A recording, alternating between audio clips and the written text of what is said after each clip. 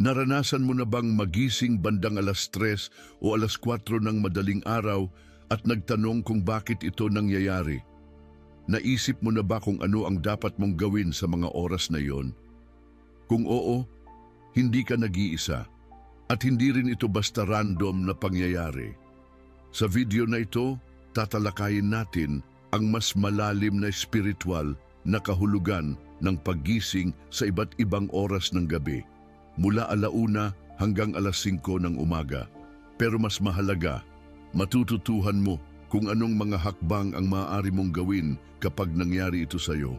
Magsisimula tayo sa siyentipikong paliwanag upang maunawaan kung bakit may malakas na enerhiya sa mga oras na ito. Matutuklasan mo rin kung paano magagamit ang enerhiyang ito upang anyayahan ang mga biyaya ng Diyos sa iyong buhay. May kakaibang bagay na nangyayari sa mga oras na ito ng madaling araw at hinihintay ka nitong makibahagi.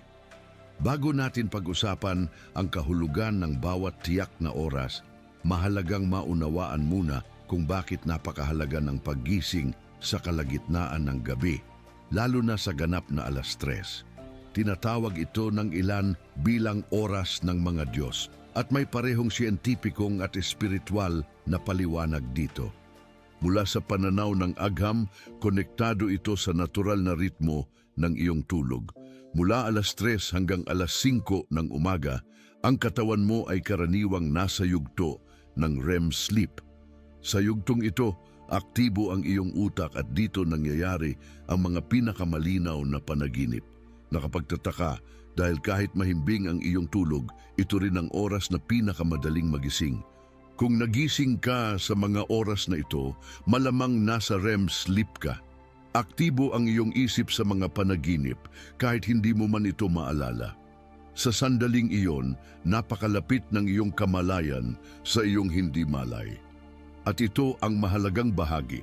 Ang pagising mula sa REM sleep ay nangangahulugang bukas na bukas ang iyong subconscious. Kaya ito ang perpektong oras para sa espiritual na koneksyon, para makipag-usap sa Diyos, manalangin o makinig sa sarili mong kalooban.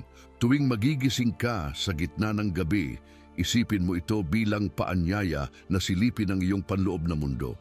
Mas sensitibo ang iyong isipan, mas mulat at mas nakaayon sa mas malalim na pag-iisip. Kaya naman sa iba't ibang kultura at panahon, pinipili ng mga tao ang ganitong oras para manalangin o magnilay. Alam nila na ang katahimikang ito ay sagrado.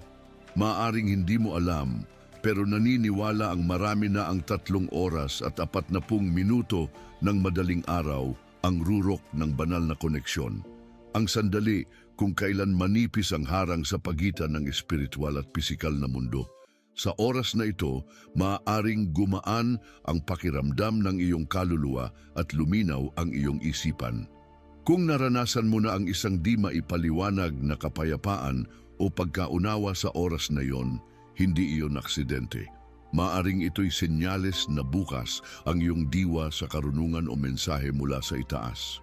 Sinasang-ayunan din ito ng agham.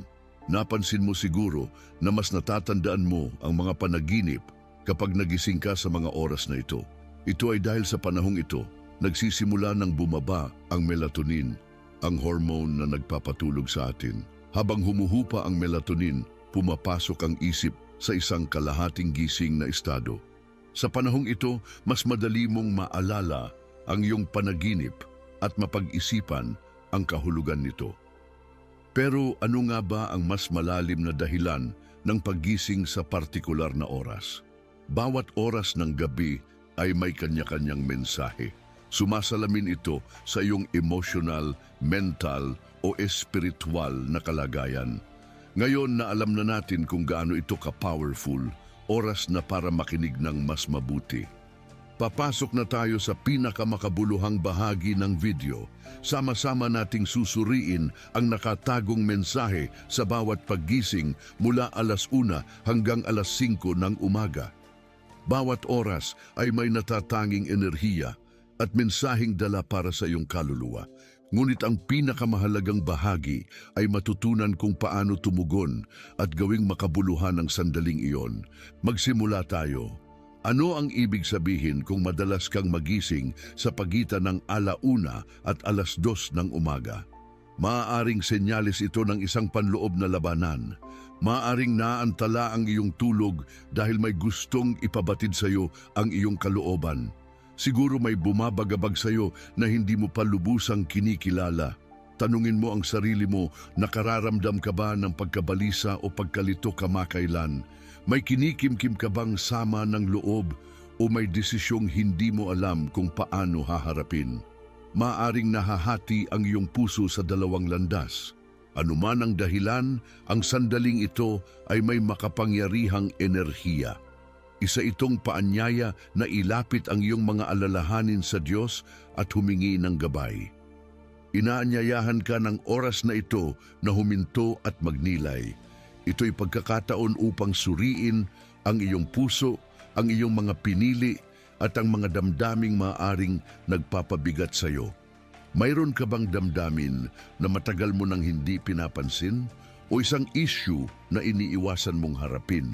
Maaaring sinusubukan ka ng iyong subconscious na gisingin at ipakita ang kahalagahan nito.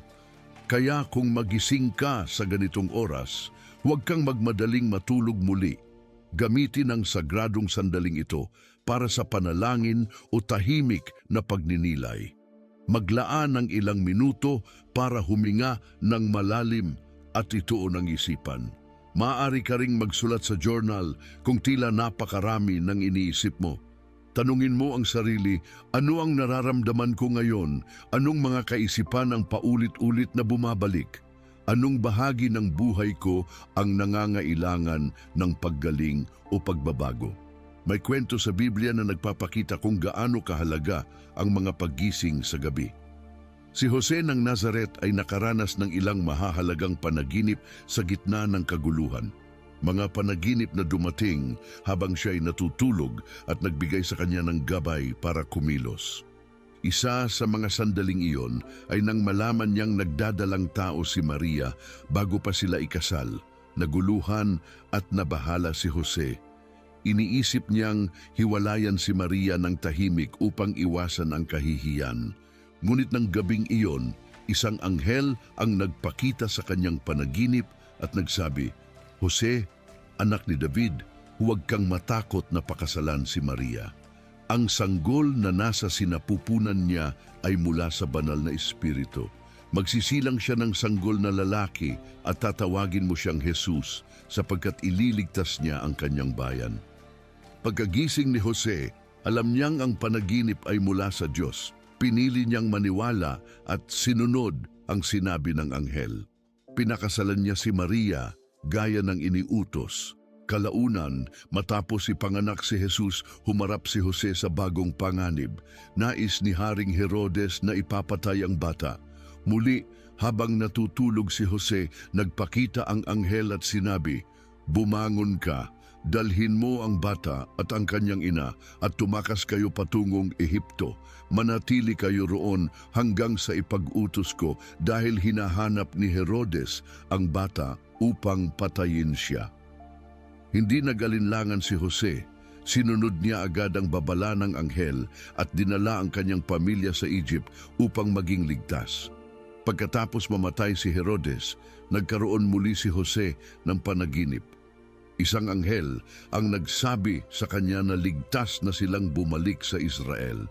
Sumunod si Jose at bumalik kasama ang kanyang pamilya. Ngunit nang mabalitaan niyang si Arkelao, anak ni Herodes, ang namumuno sa Judea, siya'y natakot. Muli siyang ginabayan sa isang panaginip. Sa pagkakataong ito, sinabihan siyang magpunta na lang sa Galilea.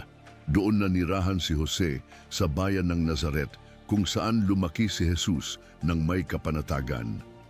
Ipinapakita ng mga kwentong ito na madalas mangusap ang Diyos sa pamamagitan ng panaginip, lalo na sa mga oras ng takot at pagkalito.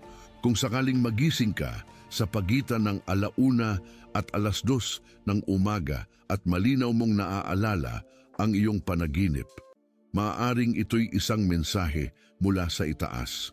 Hindi ba't napakaganda isipin na ang isang panaginip ay maaaring maglaman ng banal na gabay? Kaya huwag kang matakot kapag nagising ka. Sa halip, ipikit mo ang iyong mga mata, huminga ng malalim at buksan ang iyong puso. Nararamdaman mo ba ang kapayapaang iyon? Iyan ang sandali mo para manalangin, humanap ng kaliwanagan at iayo ng sarili sa layunin mong pinakamataas. Narito ang isang panalangin upang patahimikin ang iyong espiritu at bigyan ka ng kapanatagan, paalala na ang Diyos ay malapit at handang tumulong sa anumang pinagdadaanan mo. Panginoon, sa katahimikan ng gabing ito, lumalapit ako sa iyo na puno ng alalahanin. Batid mo ang aking mga takot at ang lahat ng pagdududa sa aking puso. Balutin mo ako ng iyong kapayapaan, yung kapayapaang hindi kayang ipaliwanag ng mundo. Tulungan mo akong bitawan ang bigat na dinadala ko at magtiwala na ikaw ang gumagabay sa lahat ng bagay para sa aking ikabubuti. Bigyan mo ako ng lakas upang harapin ang anumang nasa aking harapan at ng karunungan upang gumawa ng tamang pasya. Samahan mo ako sa bawat hakbang ng aking buhay. Ipinagkakatiwala ko sa iyo ang aking mga pasanin at nananalig akong ikaw ang magpapatatag sa akin. Amen. Ngayon, dumako tayo sa susunod na oras. Ano ang kahulugan kapag nagigising ka sa pagitan ng 2:00 at 3:00 ng umaga? Ang paggising sa ganitong oras ay maaaring senyales ng kawalan ng balanse sa iyong katawan o isipan. Maaaring ito'y palatandaan na may kailangang asikasuhin sa iyong kalusugan, pisikal man, emosyonal o pareho. Kilalang oras ito kung kailan pinakamababa ang enerhiya ng katawan. At kung may hindi tama sa iyong sistema, maaaring magpakita ito sa anyo ng hirap sa pagtulog. Naranasan mo na bang hindi mapakali o makaramdam ng pagkabalisa sa ganitong oras nang hindi mo alam kung bakit? Maaaring ito ang katawan o kaluluwa mo na humihingi ng kagalingan. Sa tradisyonal na medisina ng Tsina, ang oras mula 2:00 hanggang 3:00 ay may koneksyon sa atay, isa sa pinakamahalagang organ ng katawan. Ang atay ang responsable sa paglilinis ng katawan at pagbabagong enerhiya. Kung madalas kang magising sa oras na ito, maaaring sinasabi ng katawan mo na ang atay mo ay nasa ilalim ng stress, marahil puno ng lason o hindi kayang iproseso ang damdamin ng maayos. Ayon sa sinaunang karunungan, ang mga emosyon gaya ng galit, pait at hindi natatapos na sama ng loob ay kadalasang naiipon sa atay. Dumaranas ka ba ng emosyonal na stress, pagkabalisa, o may tinatagong tensyon? Maaring mas malaki ang epekto nito kaysa sa iniisip mo. Tahimik nitong sinasaktan ng iyong katawan at kaluluwa. Sa Biblia, may makabagbag damdaming halimbawa ng koneksyon sa pagitan ng karamdaman, damdamin at banal na kagalingan, ang kwento ni Haring Hezekias. Isang tahimik na gabi, nakahiga si Haring Hezekias sa kanyang kama. May sakit at batid na malapit na ang kanyang wakas. Puno ng takot at lungkot ang kanyang puso. Mabigat ang kanyang paghinga at tahimik ang buong silid. Biglang pumasok ang propetang si Isaias at naghatid ng nakapanghihilakbot na mensahe, "Ihanda mo na ang iyong mga ari-arian, mamamatay ka na, hindi ka nagagaling." Parang kidlat ang dating ng mga salitang iyon kay Hezekias. Labis ang kanyang emosyon, kaya't tumalikod siya sa dingding at taimtim na nanalangin. Habang dumadaloy ang luha sa kanyang pisngi, nagmakaawa siya. "Panginoon, alalahanin mo po kung paanong tapat akong namuhay at sumunod sa iyo ng buong puso. Sinikap kong gawin ang tama." Isang taos-pusong panalangin iyon, hindi lamang para humingi ng dagdag na oras, kundi ng awa, pag-asa at pangalawang pagkakataon. Narinig siya ng Diyos. Bago pa man makalabas ng palasyo si Isaias, binigyan siya ng bagong mensahe. Bumalik siya kay Hezekias at sinabi, Ang Panginoon, ang Diyos ng iyong ninunong si David, ay nakarinig ng iyong panalangin at nakita ang iyong mga luha. Pagagalingin ka niya. Sa ikatlong araw, makapupunta ka sa templo ng Panginoon at idaragdag niya ang 15 taon sa iyong buhay. Si Hezekias, na dating mahina at puno ng pagdadalamhati, ay bumangon mula sa kanyang higaan, pinagaling ng biyaya ng Diyos at napuno ng bagong layunin. Paalala sa atin ng kanyang kwento na kahit mukhang wala ng pag-asa, ang panalangin at pananampalataya ay maaring magbukas ng daan sa kagalingan. Kaya kung magising ka sa pagitan ng 2:00 at 3:00 ng umaga, lalo na kung may iniindang sakit, kirot o emosyonal na bigat, huwag kang magpanik. Sa halip, huminga ng malalim at lumapit sa Diyos. Gawin mong sandali ng kapayapaan ang takot. Hayaan mong ang di kaginhawaan ang maglapit sa iyo sa kaginhawaang nagmumula sa Diyos. Narito ang isang panalangin na maaari mong sambitin sa tahimik na oras na ito. Panginoon, sa oras na ito na ang katawan ko'y mahina at ang puso ko'y mabigat, lumalapit ako sa iyo upang humingi ng kagalingan. Ayon sa Jeremias 17, sinabi mo, "Pagalingin mo ako, O Panginoon, at ako'y gagaling. Iligtas mo ako at ako'y maliligtas sapagkat ikaw ang aking pinupuri." Hawak ko ang pangakong iyan ngayon. Ipataw mo ang iyong kamay ng kagalingan sa akin. Ibalik mo ang aking lakas at panibaguhin mo ang aking pag-asa. Sa Isaias 41, sinabi mo, "Huwag kang matakot sapagkat ako'y kasama mo. Huwag kang manglumo sapagkat ako ang iyong Diyos. Palalakasin kita at tutulungan. Aakayin kita ng aking matuwid na kamay. Patahimikin mo ang aking isipan sa pamamagitan ng mga salitang ito. Bigyan mo ako ng tapang upang harapin ang darating at ng kapayapaang tanging ikaw lamang ang makapagbibigay."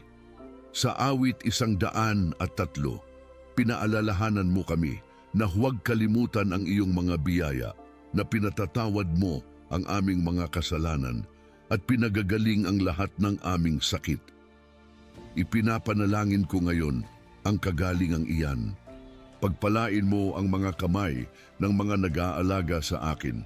Gabayan mo ang mga doktor, nurse, at lahat ng tumutulong sa aking paggaling.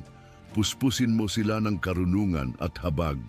Ipinagkakatiwala ko sa iyo ang aking karamdaman, Panginoon, at nananalig akong kaya mo akong pagalingin ng buo. Amen. Ngayon, dumako naman tayo sa nangyayari kapag nagigising ka sa pagitan ng 3:00 at 4:00 ng umaga. Kung isa ka sa iilan na nagigising sa ganitong oras, tandaan mong hindi ito basta-bastang sandali. Ito'y isa sa mga pinakabanal na oras ng gabi. Kilala ang oras na ito bilang sandaling pinakamalapit ang ugnayan ng ating mundo sa espiritual na daigdig. Gising na gising ang iyong subconscious at bukas na bukas ang iyong espiritu. Maaring hindi ito komportable, pakiramdam mong balisa o hindi mapakali. Ngunit palatandaan ito na nasa pinakamalalim kang bahagi ng REM sleep. Ito rin ang dahilan kung bakit mas malinaw at mas madaling maalala ang mga panaginip kapag nagising ka sa oras na ito. Kaya huwag mo itong balewalain. Sa halip, subukang alalahanin ang iyong panaginip. Isulat mo ito kung maaari. Kung may ibinahaging mensahe ang Diyos sa iyo sa panaginip na iyon, maaaring may kahulugan ito para sa iyong buhay. Tatalakayin natin kung paano unawain ang mga panaginip sa ibang bahagi ng video. Pero sa ngayon, magtuon tayo sa kung ano ang maaari mong gawin kapag nagising ka sa makapangyarihang oras na ito. Ito ang sandali mo. Ipikit ang iyong mga mata, huminga ng dahan-dahan at buksan ang iyong puso.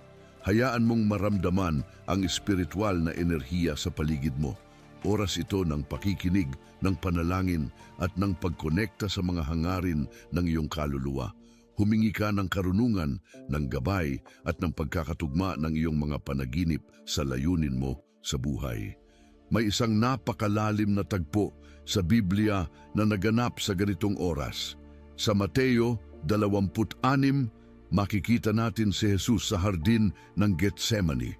Mabigat ang gabi at tahimik, ang buwan ay naglalagay ng mahabang anino sa pagitan ng mga punong olibo. Alam ni Jesus na malapit na ang kanyang pinakamasakit na pagsubok. Hiniling niya sa mga alagad na magbantay pero sila'y nakatulog. Mag-isa sa hardin, pasan niya ang bigat ng sanlibutan. Nanginig ang kanyang katawan sa dalamhati at dahil sa matinding pagkapagod, may dugo na humalo sa kanyang pawis. Lumuhod siya at nanalangin. Ama, kung maaari po, ilayo mo sa akin ang kalis na ito. Ngunit hindi ang kalooban ko ang masunod, kundi ang iyo. Ang mga salitang ito, puno ng sakit at pagsuko, ay umalingaw-ngaw sa gabi. Sa katahimikan, hindi tumakbo si Jesus sa takot. Hinarap niya ito ng may pagtitiwala, pagkakaugnay sa Ama at pagmamahal para sa buong sangkatauhan. Ang kanyang kwento ay paalala na sa sarili mong oras ng pagkalito o pagdadalamhati, hindi ka nag-iisa. Tulad ni Jesus, maaari kang tumingin sa loob, tumawag sa Diyos at makahanap ng lakas sa pinakamarupok mong sandali.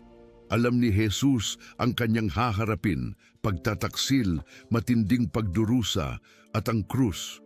Ngunit sa pamamagitan ng kanyang taus-pusong panalangin, nahanap niya ang kaliwanagan at lakas upang magpatuloy.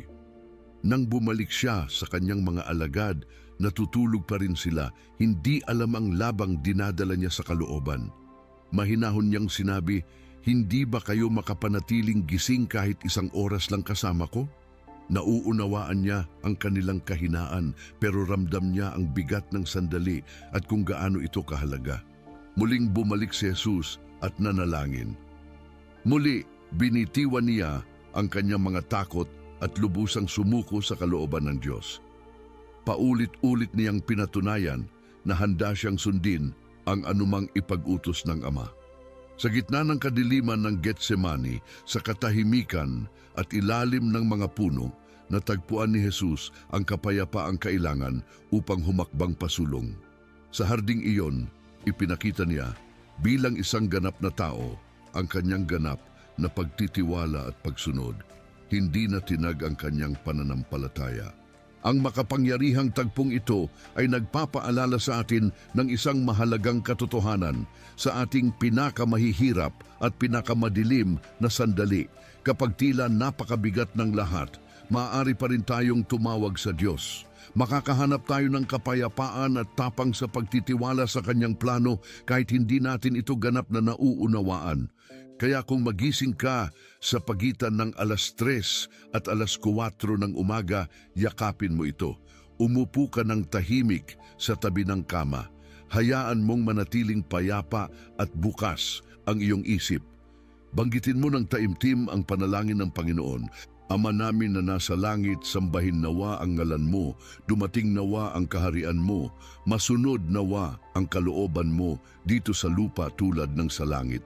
Ibigay mo po sa amin ngayon ang aming kakanin sa araw-araw at patawarin mo kami sa aming mga sala tulad ng pagpapatawad namin sa mga nagkakasala sa amin. At huwag mo kaming hayaang matukso, kundi iligtas mo kami sa masama. Amen. Nararamdaman mo ba ang pagbabagong nangyayari sa loob mo habang binibigkas mo ang bawat linya at tumitigil sa pagitan ng mga salita? May sagradong bagay na unti-unting lumilitaw. Nawawala ang kalituhan at napapalitan ito ng init at kapanatagan. Parang ipinapatong ng Diyos ang kanyang kamay sa iyong balikat, paalala na kasama mo siya. Gamitin mo ang sagradong oras na ito bilang panibagong simula. Hayaan mong palakasin nito ang iyong pananampalataya. Ipagpatuloy mo ang panalangin habang nakapikit ang iyong mga mata at alalahanin mong bawat bulong at bawat paghinga ay naririnig ng Diyos na nagmamahal sa iyo. At kapag unti-unti nang sumisilip ang liwanag ng umaga, malalaman mong may nangyaring makahulugan. Isang tahimik na karanasan ng espiritual na paggising na posible lamang sa katahimikan ng gabi. Ngayon, dumako tayo sa huling oras. Ano ang ibig sabihin ng paggising sa pagitan ng 4:00 at 5:00 ng umaga? Ang pagising sa ganitong oras ay madalas na itinuturing bilang paanyaya sa isang bagong yugto ng buhay. Oras ito kung kailan handa nang lumago ang iyong espiritu at unti-unting lumilinaw ang iyong isipan. Habang nagsisimulang gumising ang mundo, nagsisimula ring gumalaw ang iyong enerhiya. Naranasan mo na bang magising sa oras na ito na payapa, ngunit puno ng panibagong lakas? Ito ay dahil ang oras na ito ay tanda ng paglipat mula sa katahimikan ng gabi tungo sa pag-asa ng isang bagong araw. Isang simbolo ito ng panibagong simula, isang espiritual na pagsikat ng araw. Kung matagal mo nang nararamdaman ang pangangailangan ng pagbabago o gusto mong tignan ang isang bagay sa ibang pananaw, ito na ang sandali mo. Anong bahagi ng buhay mo ang kailangang i-refresh? May bagay ka bang matagal nang ipinagpapaliban na nais mo na ngayong simulan? Ito ang perpektong oras upang magpukus. Umupo ka ng tahimik, huminga ng malalim at itanong sa iyong sarili, ano ang nais kong maisakatuparan ngayon? Anong pag-iisip ang makakatulong sa akin upang mamuhay ng may layunin at mas magaan? Isaalang-alang mong simulan ang iyong umaga sa ilang minutong pagninilay, isang simpleng panalangin o banayad na paggalaw gaya ng pag-uunat o yoga. Ang mga ganitong gawain ay tumutulong upang iayon ang iyong katawan at kaluluwa sa araw na darating. Kahit maikli lang ang routine, basta't may focus, malaki na ang magiging epekto nito. Ang pinakamakapangyarihang simbolo ng muling pagsilang sa Biblia ay ang muling pagkabuhay ni Jesus. At ito'y nangyari mismo sa oras na ito, sa bukang liwayway. Sa unang tahimik na sandali ng araw, bumangon si Jesus at iniwan ang libingan. Ang kanyang muling pagkabuhay ay hindi lang isang himala. Isa itong mensahe ng pag-asa, palatandaan na tinalo na ang kamatayan at ang bagong simula ay posible para sa lahat. Kapag nagising ka sa pagitan ng alas 4 at alas 5 ng umaga, parang inaanyayahan ka rin sa sarili mong muling pagbangon, isang personal na paggising. Gamitin mo ang oras na ito upang humakbang ng may malinaw na puso, panibagong espiritu, at pananampalatayang ang araw na ito ay maaaring maging iba, mas maganda, mas maliwanag at puno ng layunin. Sa bukang liwayway ng ikatlong araw, matapos ipako si Jesus sa krus, nagtungo sina Maria Magdalena at ang isa pang Maria sa libingan. Pagdating nila ron, natuklasan nilang naigulong na ang malaking batong nakatakip sa pasukan. Bigla, nagpakita ang isang anghel, maningning at kasing liwanag ng kidlat. Sinabi niya, "Huwag kayong matakot, hinahanap ninyo si Jesus na ipinako sa krus. Wala na siya rito, siya'y muling nabuhay," gaya ng sinabi niya. "Halina't tingnan ninyo ang lugar kung saan siya inilibing." Ang kahangahangang sandaling ito ay hindi lamang pundasyon ng pananampalatayang Kristiyano, isa rin itong makapangyarihang simbolo ng panibagong simula, pag-asa at pagbabago. Tulad ng pagbangon ni Jesus mula sa libingan at pag-iwan sa dilim ng kamatayan, may pagkakataon din tayong iwan ang bigat ng ating mga pinagdaraanan at magsimulang muli bawat araw na may sariwang layunin. Isipin mo saglit, anong bahagi ng buhay mo ang nangangailangan ng bagong panimula? May humahadlang ba sa'yo? Ang paggising sa pagitan ng alas 4 at alas 5 ay maaaring isang tahimik na paanyaya upang silipin ang sarili at yakapin ang pagbabago. Gamitin ang oras na ito upang huminga, magnilay at iayon muli ang puso mo sa kinabukasang gusto mong likhain. Ito ang iyong bintana ng muling pagsilang, oras para luminaw ang mga layunin at palakasin ang iyong espiritu sa pamamagitan ng pag-asa, kapayapaan at determinasyon. Perpektong sandali ito upang manalangin. At walang mas babagay na panalangin kundi ang awit 23. Ang Panginoon ang aking pastol, hindi ako magkukulang. Pinahihimlay niya ako sa luntiang pastulan. Inaakay niya ako sa tabi ng tahimik na tubig. Pinanunumbalik niya ang aking kaluluwa. Pinapatnubayan niya ako sa matuwid na landas, alang-alang sa kanyang pangalan. Kahit dumaan ako sa madilim na lambak, hindi ako matatakot, sapagkat ikaw ay kasama ko. Ang iyong pamalo at tungkod ang nagbibigay sa akin ng kaaliwan. Ipinaghahanda mo ako ng hapag sa harapan ng aking mga kaaway. Pinapahiran mo ng langis ang aking ulo, umaapaw ang aking saro. Tiyak na ang iyong kabutihan at wagas na pag-ibig ay sa sakin habang ako'y nabubuhay. At maninirahan ako sa bahay ng Panginoon magpakailanman. Ang talatang ito ay isang magandang paalala na anuman ang pinagdaraanan mo, kasama mo ang Diyos. Kasama mo siya sa bawat yugto ng buhay, nagbibigay ng gabay, proteksyon at kapayapaan. Hindi ka kailanman nag-iisa. At tandaan mo, milyon-milyong tao sa buong mundo ang nakararanas ng paggising sa ganitong oras. Marami sa kanila ang natuklasan na ang akala nilang istorbo ay isa palang pintuang bumubukas, isang pagkakataon upang maging mas mulat, mas konektado at mas puspos ng espiritual na kahulugan. Handa ka na bang yakapin ang pagbabagong iyon? Ang himala ay hindi lang sa mismong paggising, nasa kung ano ang pipiliin mong gawin sa sagradong sandaling iyon.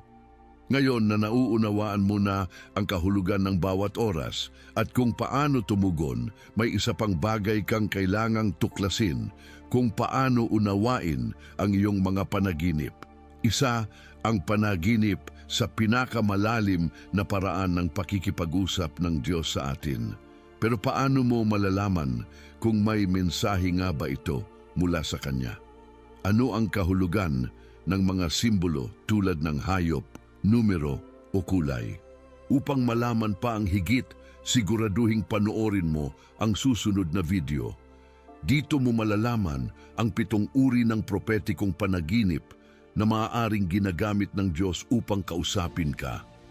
Isa itong makapangyarihang paglalakbay tungo sa pag-unawa sa wika ng iyong kaluluwa. At kung naranasan mo na ang isang makahulugang paggising o panaginip na sa tingin mo'y mahalaga, ibahagi mo ito sa mga komento. Pagpalain ka!